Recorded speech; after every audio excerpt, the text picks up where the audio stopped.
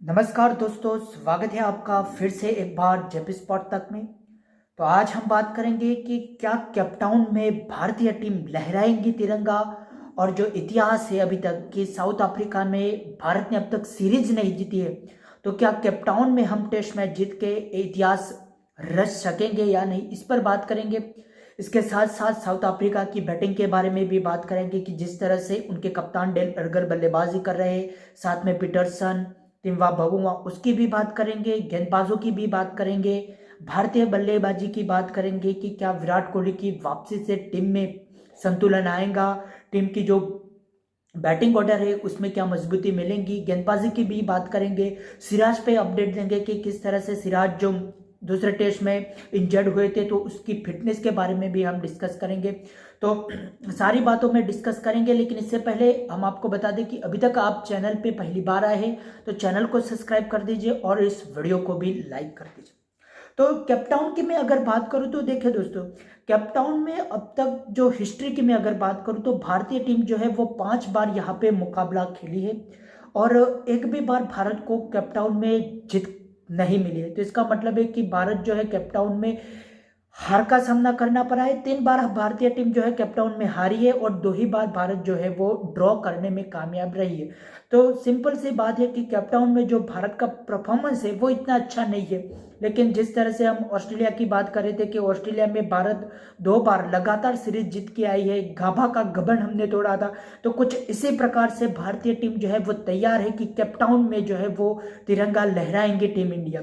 लेकिन इसके लिए काफी कुछ दिक्कतों का भी सामना करना होगा, क्योंकि जिस तरह से उनके जो कप्तान है खासतौर पे साउथ अफ्रीका के एल्गर, वो अब धीरे धीरे जो क्या है कि रिदम में दिख रहे हैं कि अच्छी बल्लेबाजी कर रहे हैं।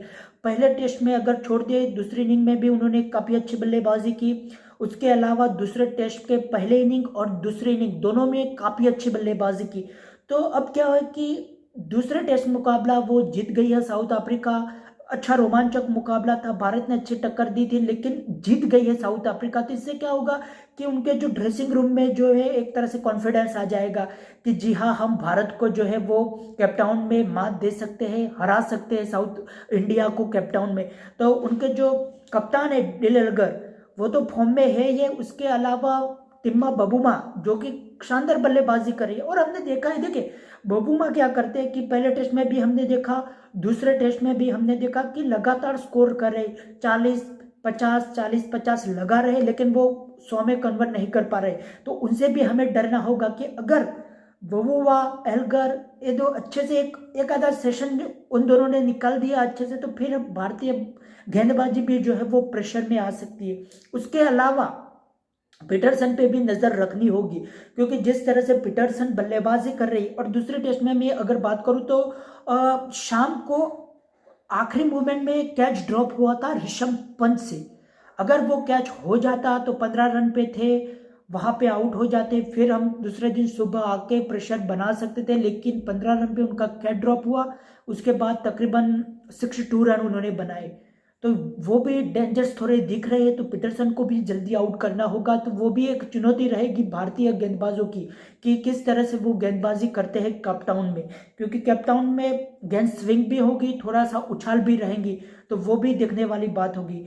क्योंकि बचना होगा हमें, क्योंकि कॉन्फिडेंस के साथ उतरेंगी साउथ अफ्रीकन बल्लेबाजी, खास तौर पे उनके कप्तान एल्गर, तिम्वा बबूमा, पीटरसन, और उसके अलावा भी माकरम, जो कि माकरम आउट ऑफ फॉर्म में रहे। पहले टेस्ट में भी कुछ इस तरह से ही बल्लेबाजी की उन्होंने, दूसरे टेस्ट में भी कुछ ऐसा लगा नहीं कि कोई अच्छा परफॉर्मेंस कर पाएंगे, अच्छा स्कोर करेंगे। लेकिन इस माकरम जो है वो एक डेंजरस प्लेयर है, अच्छे प्लेयर है माकरम, तो उनसे भी थोड़ा सा बचना होगा हमें।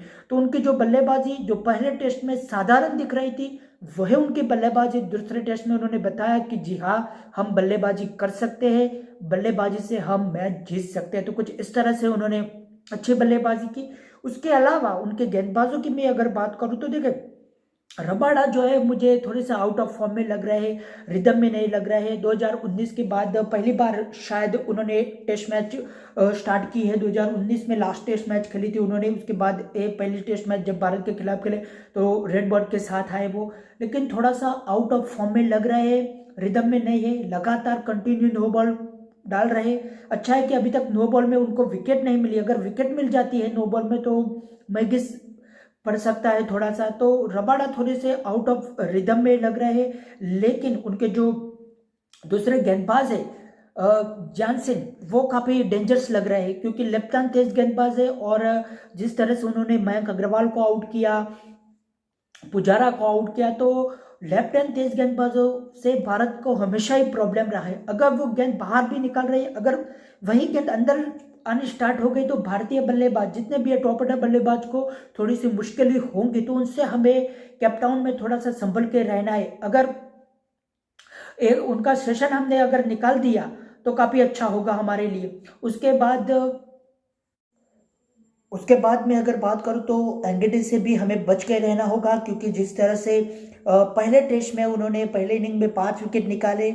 उसके बाद एंगेडी क्या है कि लाइन और लेंथ से गेंदबाजी कर रहे हैं, अगर विकेट भी नहीं चटकाते तो वो काफ़ी किफ़ायती रहते, तकरीबन पर ओवर 2 रन देते हैं, तो काफ़ी किफ़ायती के साथ गेंदबाजी करते हैं और लगातार एक टप्पे पे गेंदबाजी कर रहे हैं, तो उनको विकेट भी मिल रही है। तो एंगेडी से भी हमें थोड़ा सा जो है वो बच के रहना होगा। रबाड़ा जो आउट ऑफ फॉर्म में दिख रहे हैं, लेकिन कैपटाउन में रबाड़ा भी अगर फॉर्म में आ जाते हैं, एंगेडी है, उनके लेफ्ट आर्म तेज गेंदबाज है, तो भारत को जो है वो दिक्कतों का सामना करना पड़ सकता है। अब मैं भारतीय बल्लेबाजी की बात करूँ तो देखिए, भारत की बल्लेबाजी कहीं ना कहीं सवालों के घेरे में है। अगर मैं दोनों ओपनर को छोड़ दूँ, केएल राहुल और मयंक अग्रवाल को, तो उसके बाद नंबर 3 चेतेश्वर पुजारा, 4 पे विराट कोहली की वापसी होंगी तो विराट कोहली, 5 पे अजिंक्य रहाणे और 6 पे ऋषभ पंत की मैं बात करने वाला हूँ। आगे ऋषभ पंत के भी बारे में हम बात करेंगे। तो केएल राहुल शानदार तरीके से उन्होंने पहले टेस्ट में पहला सेशन निकाला मयंक अग्रवाल के साथ, 100 रन भी बनाए केएल राहुल ने, मयंक अग्रवाल ने 60 रन बनाए। तो दोनों ने शानदार पार्टनरशिप की, जिसके चलते भारतीय टीम जो है वो 300 पार हो गई। लेकिन उसके बाद चेतेश्वर पुजारा कुछ नहीं कर पाए, विराट कोहली ज्यादा कुछ नहीं कर पाए और रहाणे भी कुछ नहीं कर पाए।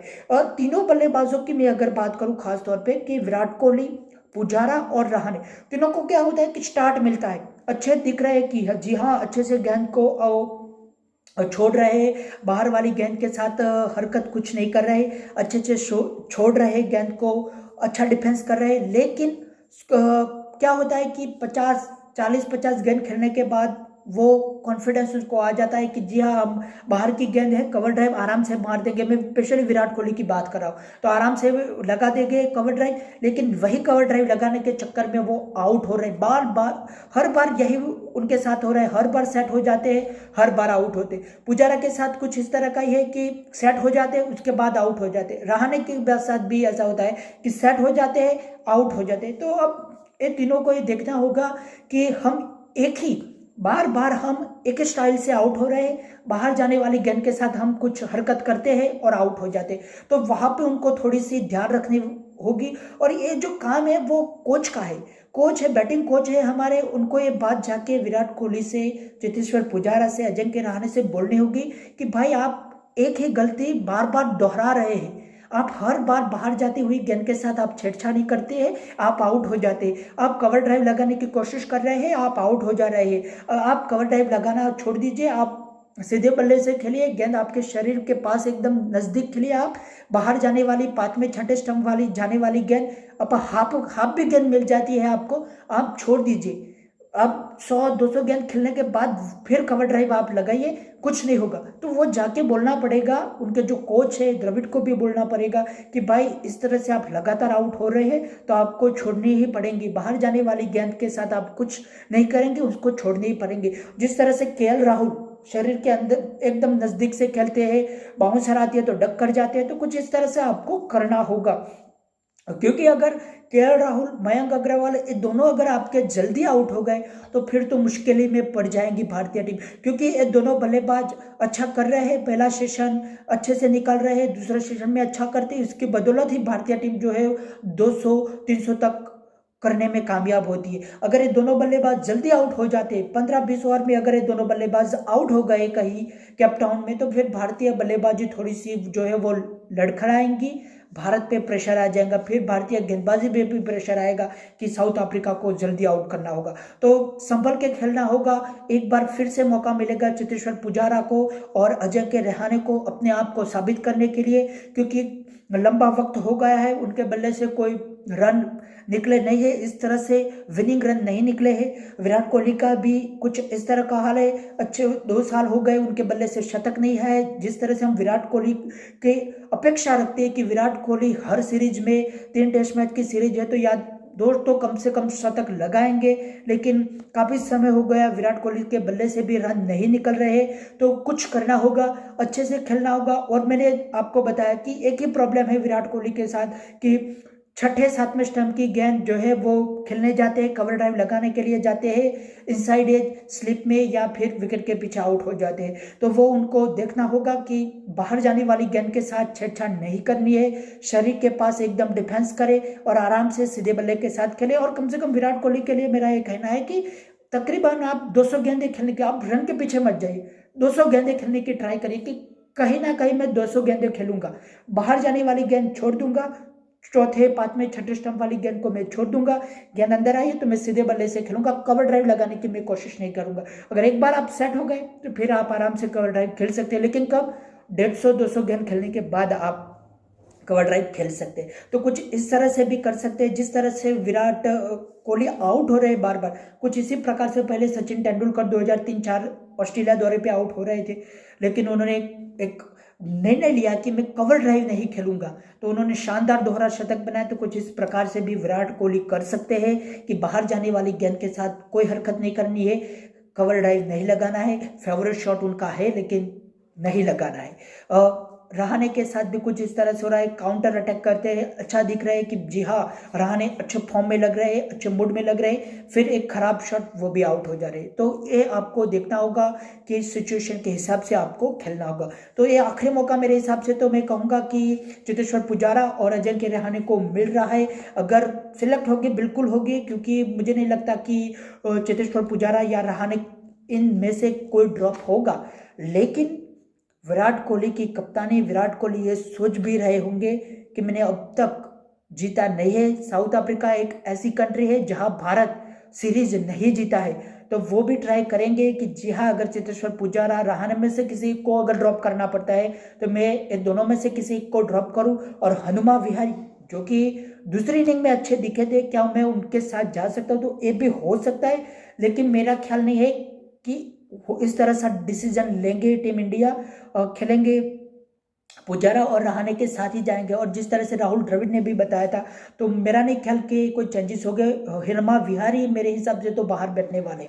अब बात करते हैं ऋषभ पंत के बारे में। देखिए ऋषभ पंत जो है, द्रविड़ ने भी कहा कि जी हाँ ऋषभ पंत को ये सोचना होगा कि किस समय पे आपको काउंटर अटैक करना है, किस समय पे चौके छक्के लगाना है। आप ऐसे समय पे आके आउट हो जा रहे हैं, हर बार आप इस तरह से गलतियां कर रहे हो कि चौके छक्के लगाने की कोशिश कर रहे हो और आप आउट हो जा रहे हो। दूसरे टेस्ट में भी हमने देखा जिस तरह से वो आउट हुए, शॉट ही नहीं खेला, कदमों का इस्तेमाल किया, आगे आके गेंद लगा दी। अगर आपको खेलना है तो पूरे जोर से खेलिए या फिर डिफेंस करिए, 2 तरीके होते। आप ऐसा नहीं है कि आप शॉट चेक करने के लिए जाए और गेंद हवा में आ जाए, तो इस तरह से आप शॉट नहीं खेल सकते। आपको शॉट खेलना है तो पूरे ताकत से खेले या फिर डिफेंस करिए। उनके बारे में भी लगातार बातें हो रही है कि अच्छा नहीं कर रहे। ऑस्ट्रेलिया के खिलाफ उन्होंने काफ़ी अच्छी बल्लेबाजी की थी, उसके अलावा इंग्लैंड में भी कुछ साधारण सा उनका दौरा रहा, उसके बाद 2 टेस्ट साउथ अफ्रीका में भी कुछ इसी प्रकार के रहे। तो उनको भी दिखाना होगा, थोड़ा संयम के साथ खेलना होगा। अगर अटैकिंग क्रिकेट खेलनी है तो कंटिन्यू अटैकिंग क्रिकेट खेल सकते हैं आप, लेकिन आप जिस तरह से आउट हो रहे कि शॉट आप तो छेड़ के लिए भी नहीं जा रहे हैं या डिफेंस भी नहीं करे, बीच का शॉट निकाल के आप आउट हो रहे, लगातार एक ही गलती से आप आउट हो रहे, तो आपको भी कुछ सीखना होगा। बैटिंग कोच को जाके उनको बताना होगा कि भाई क्या कर रहे हैं आप, इस तरह से नहीं कर सकते। तो ऋषभ पंत को भी थोड़ा ध्यान रखने वाली बात है। उसके अलावा फिर हम गेंदबाजी की अगर बात करें तो जसप्रीत बुमराह और मोहम्मद शमी तो शानदार रिदम में दिख ही रहे। उसके अलावा सिराज भी अच्छे दिख रहे हैं, लेकिन अब तक सिराज जो इंजर्ड थे दूसरे टेस्ट में, लेकिन कोई उतनी बड़ी इंजरी नहीं है, तो मेरे हिसाब से मुझे नहीं लगता कि कोई चेंज होने वाला है। सिराज के साथ ही भारतीय टीम जाएंगी। शार्दुल ठाकुर शानदार गेंदबाजी की उन्होंने, दूसरे टेस्ट में 7 विकेट निकाले पहली इनिंग में, दूसरी इनिंग में बल्लेबाजी भी अच्छी की। तो शार्दुल ठाकुर कोई चेंज मुझे नहीं लग रहा है। अब रविचंद्रन अश्विन के भी बारे में बात करेंगे। तो रविचंद्रन अश्विन अब तक पहले टेस्ट या दूसरे टेस्ट में इतनी ज़्यादा गेंदबाजी की नहीं है उन्होंने, लेकिन बल्ले के साथ भी उन्होंने कुछ योगदान दिया था। 46 रन बनाए थे दूसरे टेस्ट में पहले इनिंग में। तो और गेंदबाजी भी थोड़ी जब जब करने को मिली है उनको गेंदबाजी, तो वो अच्छी गेंदबाजी की है उन्होंने। तो मेरा नहीं ख्याल कि उनके साथ भी कुछ ऐसा होगा कि रविचंद्रन अश्विन को ड्रॉप कर दिया जाए, फिर हम हनुमा विहारी और 4 गेंदबाजों के साथ खेले। तो मुझे नहीं लगता कि इस तरह से कुछ होगा। तो भारतीय बल्लेबाजों को ही दमखम दिखाना है। अगर कैपटाउन में तिरंगा लहराना है तो भारतीय बल्लेबाज और खासतौर पे 3 बल्लेबाज जिनका मैंने आगे जिक्र किया, विराट कोहली, चेतेश्वर पुजारा और अजिंक्य रहाणे को आगे आना होगा। तो आज के लिए बस इतना ही। अभी तक आपने वीडियो को लाइक नहीं किया है तो वीडियो को लाइक कर दीजिए, चैनल को सब्सक्राइब कर दीजिए। फिर से एक बार नए वीडियो के साथ मिलते हैं, तब तक के लिए गुड बाय।